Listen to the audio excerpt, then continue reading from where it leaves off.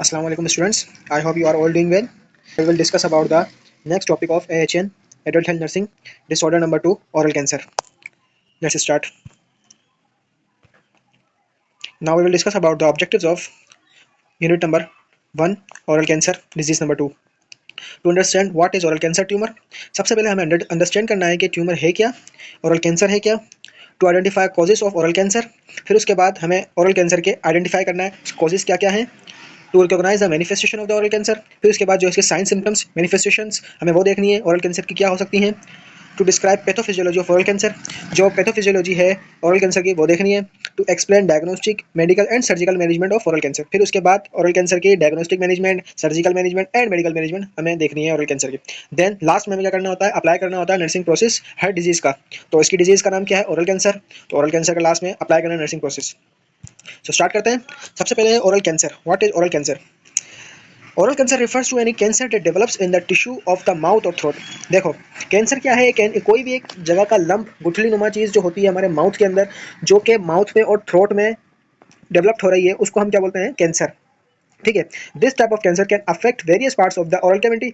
अब ये जो कैंसर है ना, ये हमारे जो ओरल कैविटी है उसके वेरियस पार्ट यानी कि मनी पार्ट्स में जाके अफेक्ट करती है। कौन कौन से पार्ट्स में, including the lips, gums, tongue, the floor of the mouth, the roof of the mouth, palate, the inner lining of the cheeks and the salivary glands.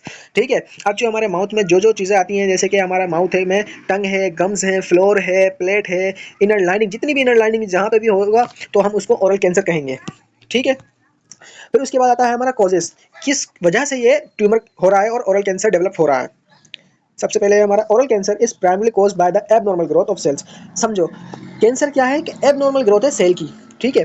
जो अनकंट्रोल सेल डिवीजन भी कह सकते हैं उसको, अनकंट्रोल सेल ग्रोथ भी कह सकते हैं। जहाँ पे भी अनकंट्रोल या एबनॉर्मल सेल ग्रोथ हो जाए तो कैंसर डेवलप करती है। अब यहाँ पे क्या है, ये माउथ में हो रही है तो हम उसको उससे क्या रिलेट करेंगे कि ये ओरल कैविटी में हो रही है। तो ये क्या हो रहा है, oral cancer is primary cause by the abnormal growth. Oral cancer का प्राइम लेंगे फर्स्टली स्टेप क्या होता है डेवलप होने का, वो होता है एबनॉर्मल ग्रोथ में। ठीक है। अब वो कहाँ पे हो रही है, वो हो रही है हमारे माउथ में, ओरल कैविटी में, which can develop into the malignant tumours. The major risk factors include. अब ये करता है इसमें जो है ना, ये डिवाइड होते होते ये मैलिग्नेंट कैंसर में चले जाता है। ठीक है। अब मैलिग्नेंट आगे बताऊंगा कि मैलिग्नेंट होता क्या है। ठीक है। The major risk factors includes. अब जो मेजर रिस्क फैक्टर्स है ना, जो ज़्यादा से ज़्यादा रिस्क फैक्टर्स हो सकते हैं वो इसमें हमने दिए गए हैं। टोबैको यूज़ सबसे पहला, तंबाकू नोशी, सिगरेट नोशी सबसे ज़्यादा कैंसर कॉज करवाता है।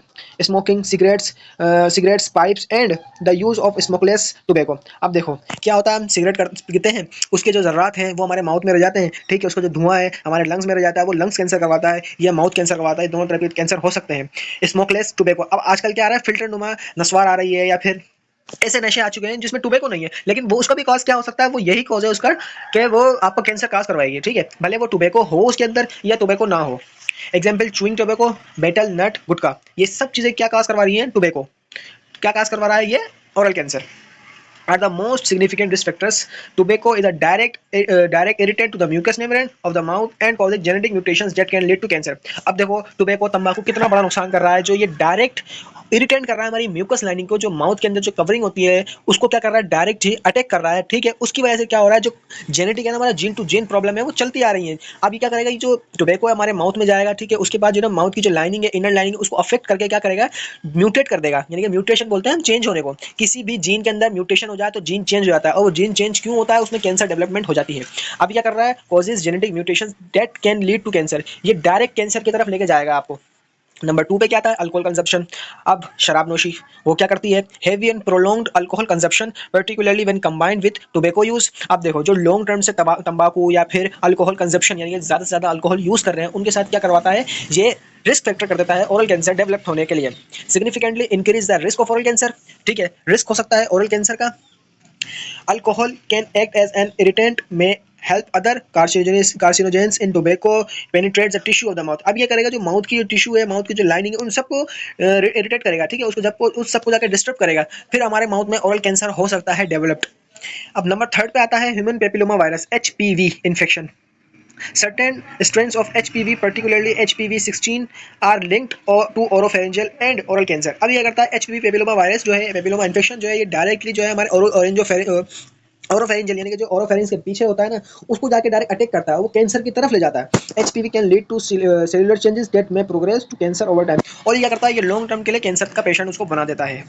नंबर थर्ड पे, नंबर फोर्थ पे आता है हमारा पुअर ओरल हाइजीन। अगर हम आप माउथ की जो है हाइजीन नहीं रखेंगे तो ये रिस्क फैक्टर हो जाता है किसका, ओरल कैंसर और ट्यूमर डेवलप होने का। Chronic inflammation and infection in the mouth such as form poor dental care.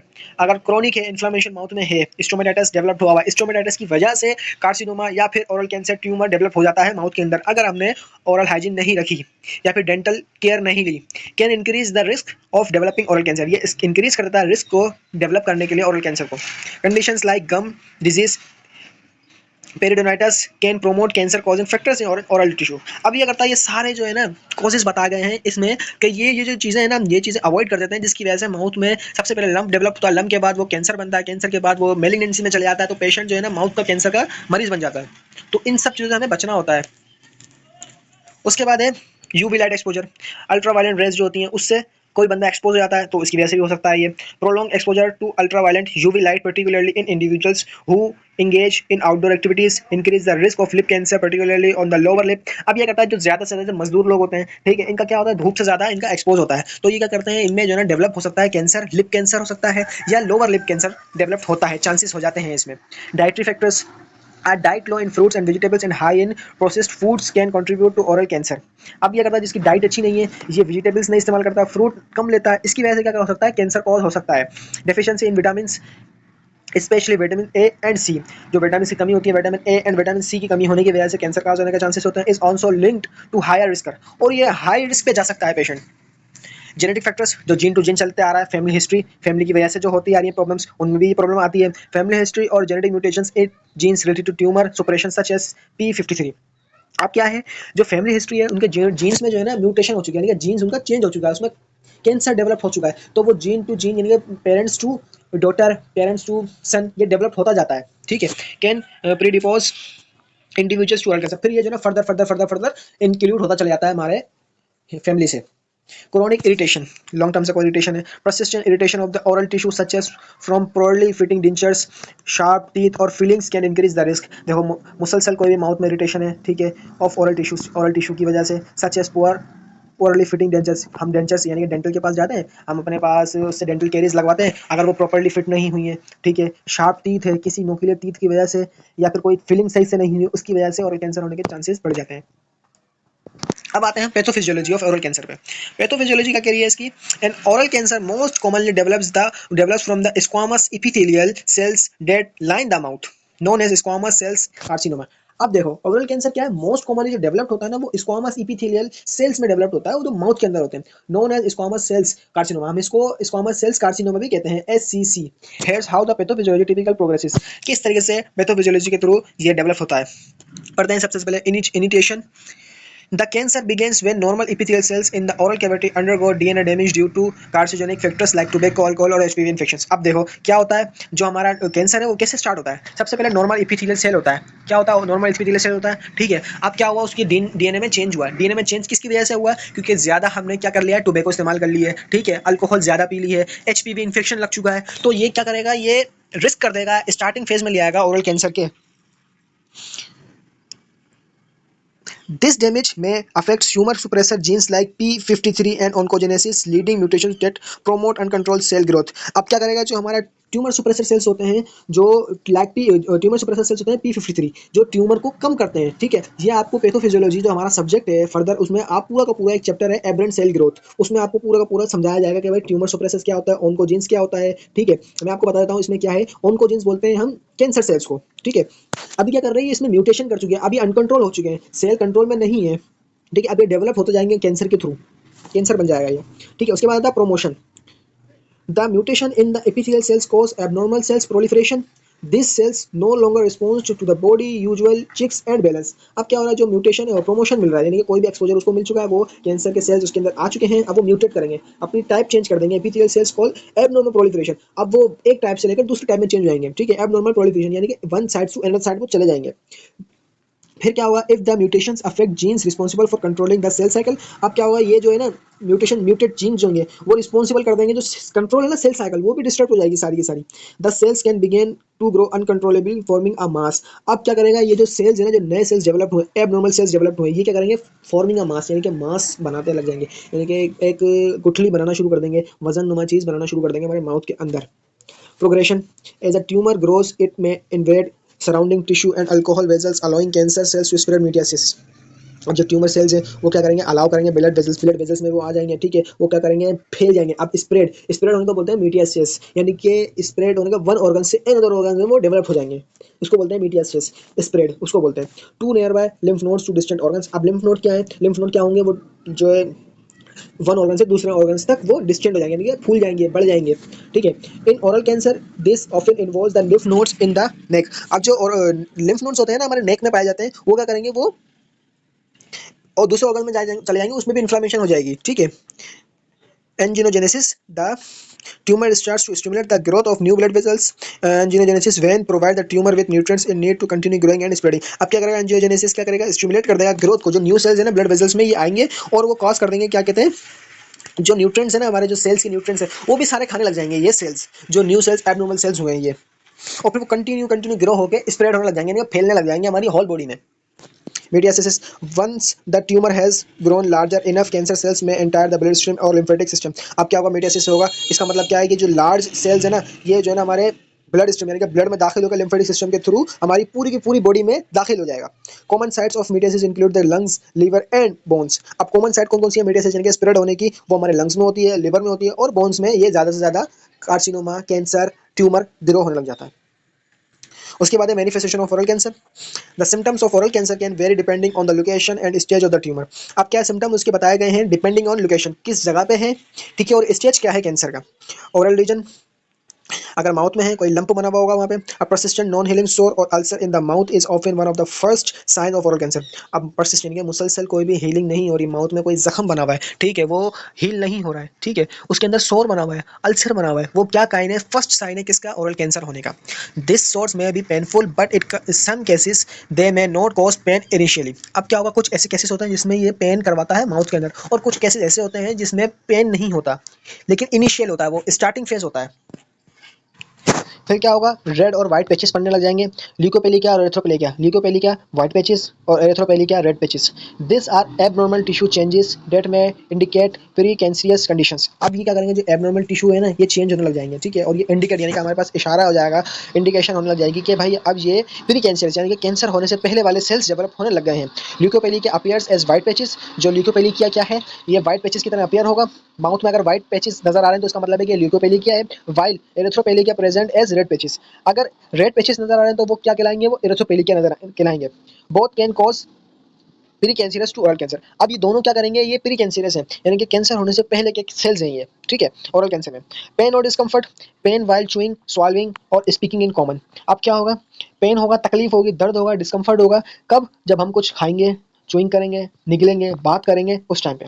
Some patients experience a sore throat और पेन इन द माउथ। और कुछ पेशेंट्स कंप्लेन करते हैं कि किसी का एक्सपीरियंस होता है कि भाई हमारे गले में बहुत तकलीफ है, और पेन इन द माउथ, और माउथ में भी तकलीफ है, specially when the tumour affects deeper tissues. अगरचे ट्यूमर जो अफेक्ट हुआ है वो डीपर यानी कि बहुत अंदर जा चुका है उन टिश्यू में, ठीक है, वो तो पेशेंट्स कंप्लेन करेंगे। नंबर 4 पे क्या है, difficulty swallowing dysphagia. Tumours in throat, difficulty swallowing को बोलते हैं dysphagia. Tumours in the throat और माउथ में cause difficulty swallowing leading to discomfort और चॉकिंग वाइल ईटिंग। अब क्या हुआ, ट्यूमर क्या करेगा, माउथ में और थ्रोट में डिफिकल्टी करेगा जब हम निगलेंगे, कुछ खाना खाएंगे, जब डिस्कम्फर्ट होगी, चोकिंग होने लगेगी, तो माउथ जो है बिल्कुल चोक हो जाएगा वाइल ईटिंग, खाते वक्त। परसिस्टेंट सोर थ्रोट, मुसलसल सोर थ्रोट यानी कि गले में दर्द है। A sore throat that does not resolve over time and it is accompanied by other symptoms could be indicate for oral cancer. अगर ओरल कैंसर में सोर थ्रोट हो रहा है, वो रिजोल्व नहीं हो रहा, तो ये साइन हो जाता है कि भाई इसको ओरल कैंसर डेवलप होने वाला है, इंडिकेशन मिल जाती है। फिर क्या होता है हमारे पास, वॉइस चेंजेस, आवाज़ का तब्दील हो जाना। हॉर्स हॉरेस और muffled voice can occur if the tumour affects the vocal cords और other areas in the throat. अब क्या होगा, हमारी आवाज़ चेंज हो जाएगी, खारदार आवाज़ होने लग जाएगी, ठीक है, वो भी क्या एक साइन सिम्टम्स है किसका, ओरल कैंसर होने का। लंप और स्वेलिंग इन द माउथ और नेक, कोई भी लंप पड़ जाए, लंप हो जाए माउथ में, ठीक है, स्वेलिंग हो जाए, ठीक, माउथ में और नेक में, गर्दन में। The presence of lump in the mouth और the neck can indicate swelling lymph nodes due to metastasis. अब क्या होगा, जो लंप लिम्फ नोड्स है ना, लिम्फ नोड्स में क्या होगा, स्वेलिंग होने लग जाएगी, ठीक है, किसकी वजह से हो रही है, ये हो रही है मेटासिस की वजह से, जो स्प्रेड होकर हमारे लिम्फ नोड्स में दाखिल हो चुका है कैंसर उनमें। इन अर्ली स्टेजेस दिस लंप में बी पेनलेस अच्छा, शुरुआती स्टेज में क्या होगा, ये जो लिम्फ है ना, ये पेनलेस हो गया, पेन नहीं होगा इसमें। अनएक्सप्लेन्ड वेट लॉस, बिना किसी वजह से वेट लॉस होने लग जाएगा। As the cancer progresses the end spreads the body में एक्सपीरियंसेस, अब क्या होगा, जो प्रोग्रेस है ना वो कम होती जाएगी और बॉडी में जो है ना वो स्प्रेड करता जाएगा, फैलता जाएगा वो कैंसर, और वो आपकी बॉडी खुद एक्सपीरियंस करेगी, जानेगी, पहचानेगी उस चीज़ को। Unintentionally weight loss due to pain, बिना किसी वजह से जो है हमें पता भी नहीं चलेगा और वेट लॉस होने लग जाएगा due to pain while eating of the body increasing energy demands. अब क्या होगा, हमारे जो है बॉडी में पेन रहने लग जाएगा और ईटिंग करते वक्त, खाते वक्त जो है ना बॉडी में एनर्जी जो डिमांड करेगी, भाई मेरी बॉडी में एनर्जी नहीं है, वो एनर्जी लाओ, ठीक है। नमनेस ऑफ ब्लीडिंग, नमनेस होने लग जाएगी, यानी कि झंझनाहट सी होने लग जाएगी। If the cancer affects nerves it's may leads to numbness in the mouth और faces. Spontaneous bleeding from the gums और mouth lesions is also possible. अब क्या होगा, झंझनाहट सी होगी, ठीक है, टिंगलिंग सी होने लग जाएगी, स्पॉन्टेनियसली खुद ब खुद ब्लीडिंग होने लग जाएगी माउथ से, गम से, ठीक है। ये पॉसिबल होता है इसमें।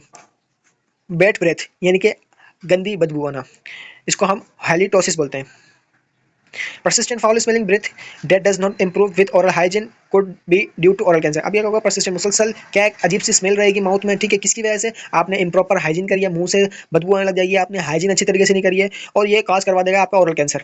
लूज टीथ और डेंचर्स, आपके दांत जो है ना लूज होने लग जाएंगे, ठीक है, दांत टूटने लग जाएंगे, ये भी साइन सिम्टम्स होता है किसका, ओरल कैंसर का। Oral cancer can cause the teeth to become loose and और cause dentures to not fit properly due to changes in the shape और द जॉ ऑफ माउथ। अब क्या कर देगा ये जो है ना, आपके माउथ का जो है ना उसको चेंज कर देगा, उसकी शेप ही बदल देगा।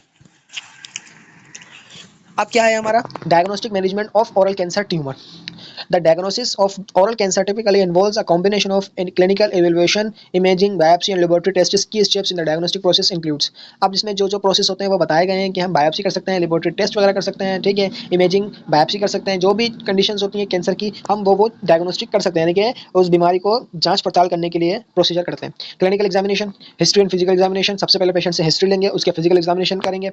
The clinical will take a detail medical history and perform a thorough oral examination. अब क्या करेंगे, हम उससे प्रॉपर्ली उसकी क्लिनिकल हिस्ट्री पूछेंगे, उसकी मेडिकल कंडीशन क्या है पास्ट में, फिर उसके बाद क्या करना है, हमें माउथ का जो है एग्जामिनेशन करना है टू आइडेंटिफाई विजिबल सोर।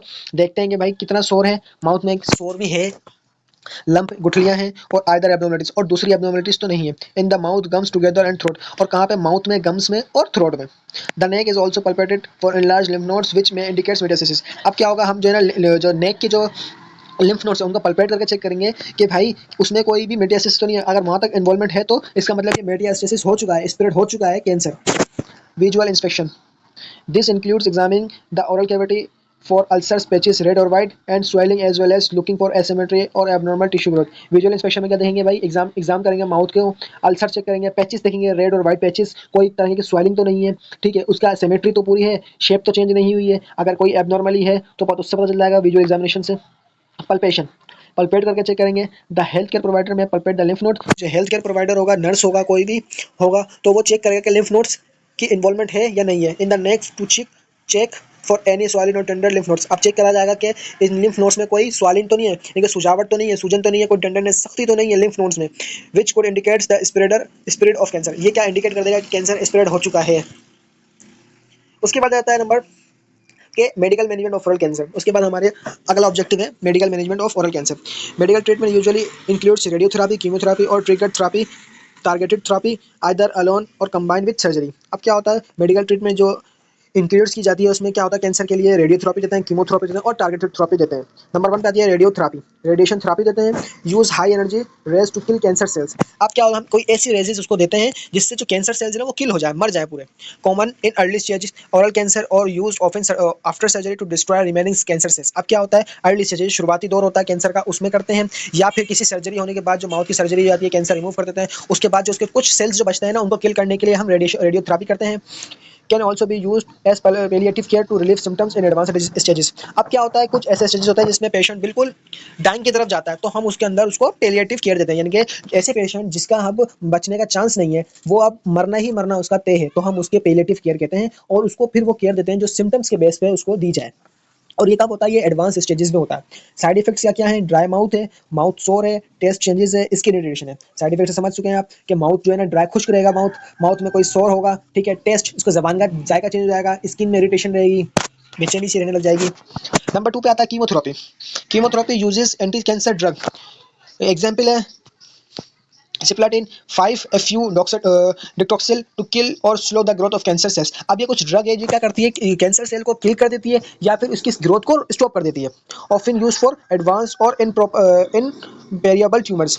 अगर कुछ एडवांस ट्यूमर बन गए तो उसमें ये मेडिकेशन हम इस्तेमाल करते हैं in combination with radiotherapy chemo radiation. किसके साथ मिला के करते हैं हम? रेडियोथेरेपी भी साथ करते हैं और कीमो रेडिएशन दोनों को हम साथ में देके कैंसर को ट्रीट करते हैं। Metastatic cancer, side effect nausea, vomiting, fatigue, hair loss, low immunity. अब क्या होगा, इनके कुछ ट्रीटमेंट के कुछ जो है ना साइड इफेक्ट्स होते हैं, साइड इफेक्ट्स होते हैं। अब साइड इफेक्ट्स क्या क्या होते हैं? नोजिया रहती है आपको, ठीक है, वोमिटिंग रहती है, फटीग रहती है, हेयर लॉस होने लग जाता है, इम्यूनिटी, आपकी जो इम्यूनिटी है वो वीक हो जाती है। टारगेटेड थेरेपी में क्या होता है? Drugs like cetuximab target specific cells receptor example EGFR may be used for patients who cannot tolerate traditional chemo। अब क्या होता है, कुछ ऐसे पेशेंट्स होते हैं जिसको टॉलरेट नहीं कर सकते, बर्दाश्त नहीं कर पाते कीमोथेरेपी, रेडिएशन थेरेपी, तो हम उसको टारगेटेड थेरेपी पे लेके जाते हैं, ठीक है। फीवर साइड इफेक्ट है इसका सबसे मेन कंपेयर टू कीमोथेरेपी, और ये इससे कंपेयर करता है कीमोथेरेपी से, यानी कि साइड इफेक्ट में क्या क्या होता है, इसमें फीवर रहेगा टारगेटेड थेरेपी में। अब आते हैं हम सर्जिकल मैनेजमेंट पे ओरल कैंसर की। Surgery is often the primary treatment for most type of oral cancer, especially in early or recessive stages। Surgery क्या होती है, सब नीडेड होती है जब ट्रीटमेंट हमारी प्राइमरी पे हो, जब हम उसको इनिशियल स्टेज पे ट्रीटमेंट कर रहे होते हैं। जब टाइप्स ऑफ सर्जरी, कौन कौन सी टाइप सर्जरी होती है? Wide local excision, removal of tumour along with surrounding healthy tissue. अब क्या होता है, जो रिमूव करते हैं कैंसर सेल्स को, जो ट्यूमर के सेल्स हैं उसको हम बिल्कुल ही रिमूव कर देते हैं, ठीक है। मैंडिबुलर और मैक्सिलर। मैंडिबुलर एक्टोमी यानी कि जो मैंडिबल जो है हम उसको कट करते हैं, ठीक है। मैक्सिलर एक्टोमी यानी कि जो मैक्सिला है उसको कट करते हैं। If the cancer involve in the jaw और अपर प्लेट, अगर आपका कैंसर अपर पार्ट में, अपर प्लेट में, यानी कि जो फ्लोर है, ठीक है, उसमें हो चुका है, या फिर जो आपका जॉ है इसमें हो चुका है।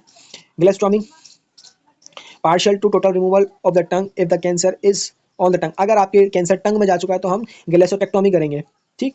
नेक dissection, removal of affective lymph nodes in the neck to prevent spread. अब क्या होगा, जब नेक में पहुंच जाता है तो हम नेक की सर्जरी करते हैं, नेक डिसेक्शन करते हैं, ठीक है।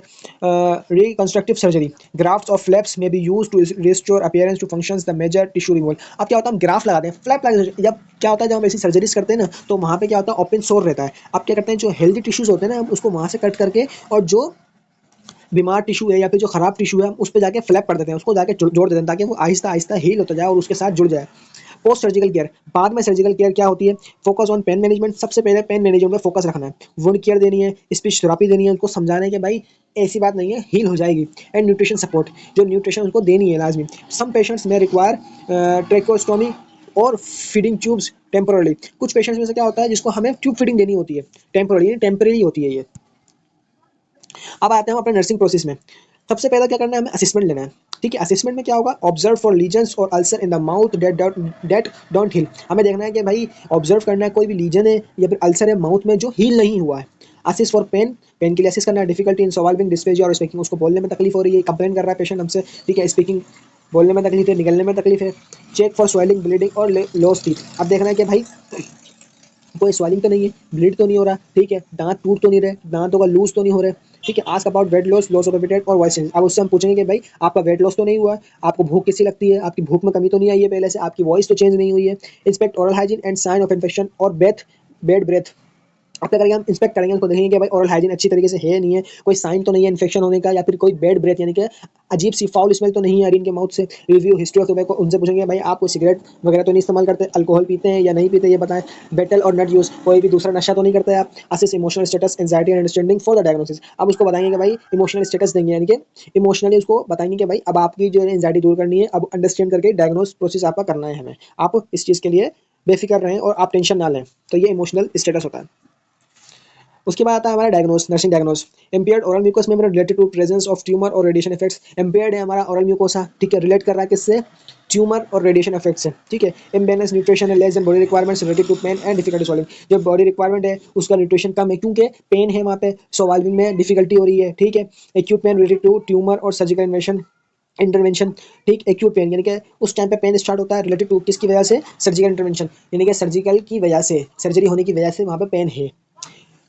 Risk of infection related to tissue damage और इम्यूनो सप्रेशन। अब क्या होगा, रिस्क फैक्टर बढ़ जाएगा किसकी वजह से? इम्यून हमारा वीक हो चुका है, इम्यून सिस्टम हमारा वीक हो चुका है, ठीक है। कोई भी फॉरेन पार्टिकल्स आके हमारी बॉडी पे अटैक कर सकता है। डिस्टर्ब बॉडी इमेज का डिस्टर्ब हो जाना related to surgical removal of facial changes, क्योंकि हमारा जो फेस है उसकी तो चेंजेस हो चुके हैं ना, कि माउथ में ही ऑरल कैंसर हुआ तो इसकी वजह से भी ये रिस्क है, यानी कि पेशेंट को इस चीज़ का वो रहता है, रिस्क रहता है कि भाई इस ये हमारा चेहरा चेंज हो चुका है, हमारा चेहरे की जो है ना सिमेट्री चेंज हो गई, हम अब बुरे से लग रहे हैं, तो ये कुछ चीज़ें होती हैं। Fear anxiety related to diagnose of cancer and treatment outcomes, उसको एंजाइटी है, फेयर है, खतरा है किस चीज़ का, डायग्नोस के लिए, इसको डायग्नोस कैसे होगा, भाई प्रॉब्लम आगे क्या हो सकती है इसके साथ फर्दर, अब आउटकम क्या निकलेगा, इसका ट्रीटमेंट क्या होगी, तो ये कुछ डायग्नोसिस होते हैं। उसके बाद ये planning, the patient will maintain a clean and intact oral cavity, अब पेशेंट को जो है ना क्या करना है, बिल्कुल क्लीन करना है, उसको माउथ जो है ना बिल्कुल साफ कर देना है, यानी कि जो उसमें गंदगी है उनको क्लीन कर देना है। अचीव एडवोकेट न्यूट्रिशनल इंटेक, अच्छे से ज़्यादा उसको जो है ना एडवोकेट यानी कि ज़्यादातर उसको न्यूट्रिशनल इंटेक देनी है, यानी कि अच्छी से अच्छी उसको न्यूट्रिशन देनी है। Report reduce pain levels using a pain scale, pain level देखना है कि इसका पेन लेवल कितना है, और फिर उसको बाद में जाकर रिपोर्ट करना है कि भाई पहले इसका लेवल इतना था और अब इतना लेवल हो चुका है। Remain free from infection, patient को बिल्कुल रिमेन रखना है फ्री फ्रॉम इन्फेक्शन, कोई भी इन्फेक्शन ना लग सके। Demonstrate understanding of treatment plan, demonstrate करना है, देखना है उसको भाई कि पेशेंट अंडरस्टैंड कर पा रहा है ट्रीटमेंट प्लान को या नहीं, या हमने एक अच्छी तरीके से ट्रीटमेंट प्लान बनाया है या नहीं बनाया। Express feelings and begin to cope positively with the disease, अब क्या करना है, उसकी एक्सप्रेस फीलिंग को एक्सप्रेस करके उसको लड़ने के लिए हमें तैयार करना है विद द डिजीज के लिए। उसके बाद इम्प्लीमेंट, अब हमने प्लानिंग कर ली, डायग्नोस कर लिया, असेसमेंट ले लिया, उसके बाद इम्प्लीमेंट, जो प्लान करा उसको इम्प्लीमेंट करना है। Perform regular oral care with soft swab और प्रिस्क्राइब्ड माउथ वॉश, अब जो है हमें रेगुलर उसकी जो है ना ओरल केयर करनी है, माउथ का जो ख्याल करना है कि भाई इसकी ओरल हाइजीन अच्छी तरीके से रहे, ऐसे स्वाब देना है जो बिल्कुल सॉफ्ट हो, माउथ को अफेक्ट ना करें, ठीक है, जो प्रिस्क्राइब की गई है फिजिशियन के थ्रू हमें उसको माउथ वॉश वो देने हैं। Provide analgesic order and monitor pain levels, जो प्रोवाइड एनाल्जेसिक, जो एनाल्जेसिक के पेन किलर्स हैं उसको दी गई हैं डॉक्टर्स के बिहाफ पे, वो हमें उसको देनी है, ठीक है। पेन लेवल उसका मेंटेन रखना है, पेन लेवल उससे पूछना है कि अब कितना है पेन आपके। Encourage small frequent soft high protein meals, अब थोड़े अमाउंट में जो है उसको बताना है कि भाई अब आपने ये दवाइयाँ ये फूड शुरू करना है, और लिक्विड सप्लीमेंट्स, और उसको जो है ना सप्लीमेंट्स में रखना है लेकिन लिक्विड, ठीक है। Collaborate with dietitian and speech therapist, अब उसके साथ जो है ना कोलोबरेट करना है आपको, डाइटिशियन जो उसको डाइट बता सके पेशेंट को, ठीक है। स्पीच थेरापिस्ट के साथ आपने बातचीत करनी है, ठीक। फॉर स्वालिंग सपोर्ट, जो उसको निकलने में बात को फूड को डाइजेस्ट करने में हेल्प आउट कर सके, फूड को निकलने में हेल्प आउट करवा सके। Educate about avoiding spicy hot hot और रफ फूड्स, अब पेशेंट को एजुकेट करना कि भाई आपने ऐसा फूड नहीं लेना जिससे आपका माउथ वापसी उस चीज़ में जा सके, ऑरल कैंसर डेवलप हो सके, ठीक है। Monitor for sign of infection, fever, pus, redness, देखना कि भाई कोई भी इन्फेक्शन ना हो जाए, पस ना हो जाए, रेडनेस ना हो जाए। Provide emotional support and encourage expression of feelings, encourage करना है भाई आपकी जो है ना फीलिंग्स आप बेहतर है, ठीक है। इमोशनल उसको सपोर्ट देनी है। Teach the patient and family about treatment option, side effects and follow up care, उसको बताना है कि भाई आपने दोबारा से दोबारा वापसी आना है, फॉलो अप पे आना है, ठीक है। पेशेंट को उसकी फैमिली को ट्रीट करना है, हमें इसके ट्रीटमेंट के बिहाफ पर जो उसकी ट्रीटमेंट है उसके बताना है उसको, भाई आपके पेशेंट के साथ ये प्रॉब्लम है, अब आपको इस चीज़ का ख्याल करना है। एजुकेशन देनी है पेशेंट को। इनकरेज सिसेशन ऑफ टोबैको और अल्कोहल यूज थ्रो काउंसलिंग, उसको बताना कि भाई अब आपने इन चीज़ों को छोड़ देनी है, ये आपके जाके और आगे प्रॉब्लम करवा सकती है, आपकी हद तक के जान भी जा सकती है अगर आपने इन चीज़ों को नहीं छोड़ा तो। उसके बाद आता है एवोल्यूशन, लास्ट स्टेज है हमारा evaluation. The patient maintain oral hygiene with reduce sign of irritation, patient देखते हैं भाई पेशेंट अब बिल्कुल ओरल हाइजीन साफ हो चुकी है, उसकी ओरल हाइजीन अच्छी है, ठीक है, कोई भी इन्फेक्शन का साइन नहीं है, कोई इरिटेशन नहीं है, nutrition status is improve and maintain, weight is stable, और क्या होगा कि न्यूट्रिशन स्टेटस क्या होगा, इंप्रूव हो चुका है, अच्छा हो चुका है, और मेंटेन है उसका वेट, ठीक है, जो पहले से वेट था अब थोड़ा सा गेन कर चुका है weight. Patient report pain is control and tolerable, अब पेशेंट रिपोर्ट करेगा भाई मेरा पेन जो है कंट्रोल है और मैं बर्दाश्त के काबिल है ये पेन।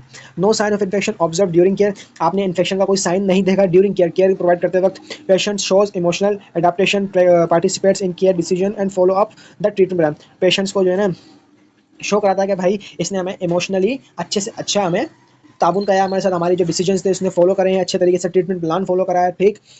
सो आज का लेक्चर हमारा यहीं तक था। आई होप आप लोगों को अच्छे तरीके से समझ में आया होगा। जो चीज़ भी ना समझ में आई हो आप लोग प्लीज़ कमेंट सेक्शन में लाजमी बताइएगा, रिव्यूज़ बताइएगा कि आपको लेक्चर समझ में आया कि नहीं आया, ठीक है। सब्सक्राइब करना बिल्कुल भी नहीं भूलिएगा चैनल को। फिर मिलते हैं अगले लेक्चर में। अल्लाह हाफिज़।